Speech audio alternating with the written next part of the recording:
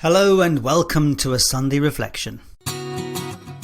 My name is Paul Harvey and this is Life, Passion and Business. We're about helping you explore, finding your passion for life and the work that you do.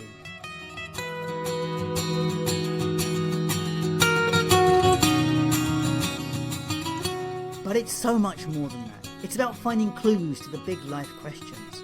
What does it mean to be successful? What is the meaning of life?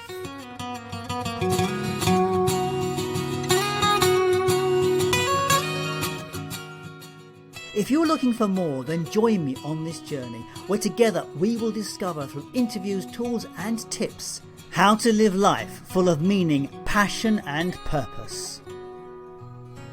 Welcome to a reflection.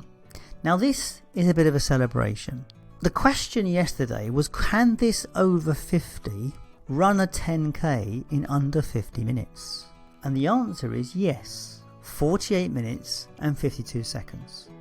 And the reason I'm telling you this is because it is a testament to we don't know what we're capable of.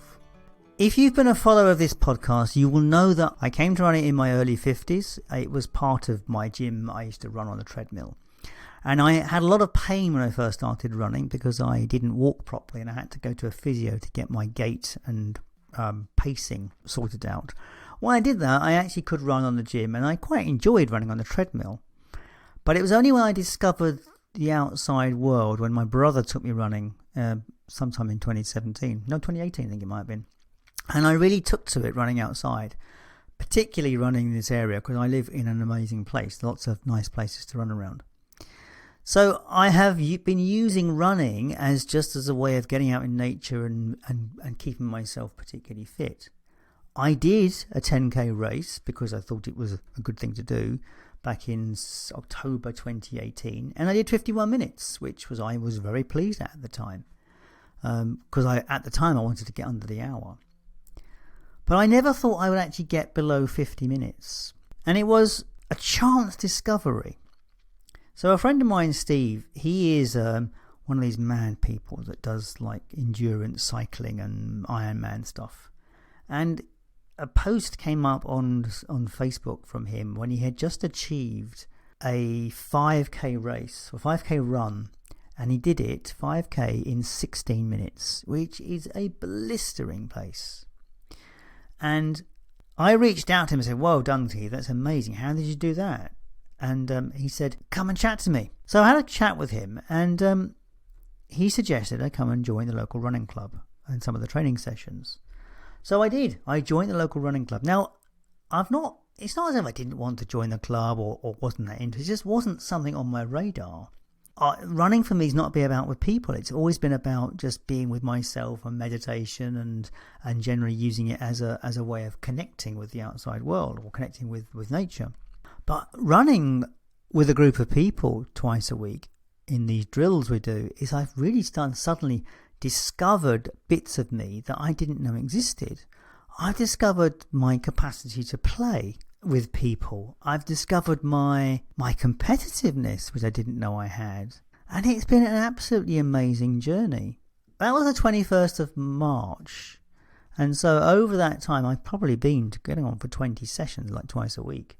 It has changed how I run. It has changed my relationship with running and with the people around me. Now, what has been so fantastic about this is a group of people that come together of mixed ability to practice what they enjoy doing. And the lesson I learned from this, we can do something together, work together, but on separate goals, because everybody in that field has a separate goal.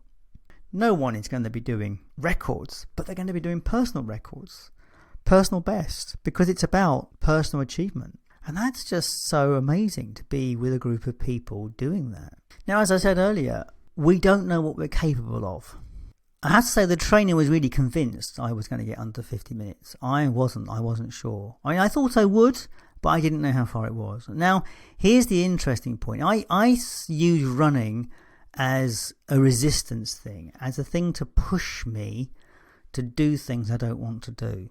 And there's a really strange duality in that. I wanted to go into the race in the full knowledge that there will be a point in that race when I hate it.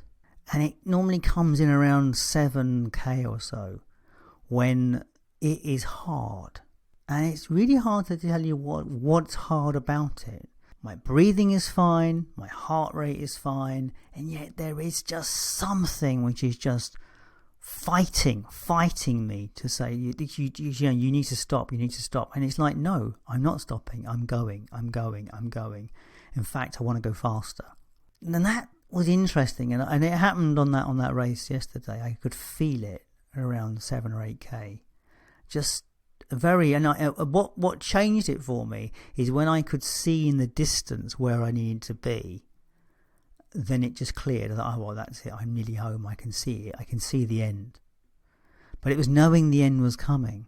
And it's really fascinating, that level of balancing that mindset stuff with that drive to move forward. The other thing that's really opened the door for me is that there were points in that race where I was quick and I felt great. And the realization for me, the door that has opened for me, is the realization that I could get my time under 45 minutes. In actual fact, the record holder for someone of my age group, of someone of 57, is 31 minutes. So there is a window of opportunity that I could get anywhere between 45 and say 35 minutes. I mean, I'm not an elite athlete. I doubt I could get that much left. But who's to say I can't? I mean, it will be down to my body makeup.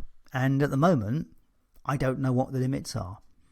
And it's interesting what Steve always says to me. He says, I don't mind my limits. I just keep pushing until I find a new one. And that's really fascinating, isn't it? What are your limits? And where do you push to find a new one? So that's where I am at the moment. I mean, this really exciting place with this running, having achieved 48 minutes and 52 seconds. I'm sorry, I have to keep saying that because it does actually make me feel very good when I do. I guess what I had been doing is posing a limit on myself in terms of thinking I am an aging man and there's a limit to what I can achieve. In actual fact, why is there a limit? And where else in my life am I putting limits on myself unnecessarily? That's an interesting thing to think about, isn't it? Where are you putting limits on your life unnecessarily? Where could extra capacity be? Where could you achieve something that you thought was impossible? And who's to say it is impossible? So, to repeat the learning that I got over this weekend, one is it is very possible to go beyond the limits because most limits are self-imposed.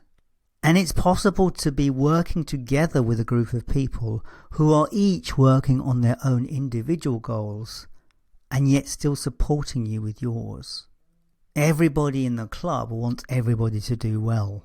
And we all know that someone has to win the race, but it doesn't matter who wins the race because we're not racing each other, we're racing ourselves. So what race are you in at the moment? And what expectations have you set for yourself? And can you move beyond them? Sorry and not sorry that this is a running conversation. I love to share these things with people, so if I can't share them with you, who else can I share them with? So that's it for today's reflection. So what else do I have to offer you at the moment?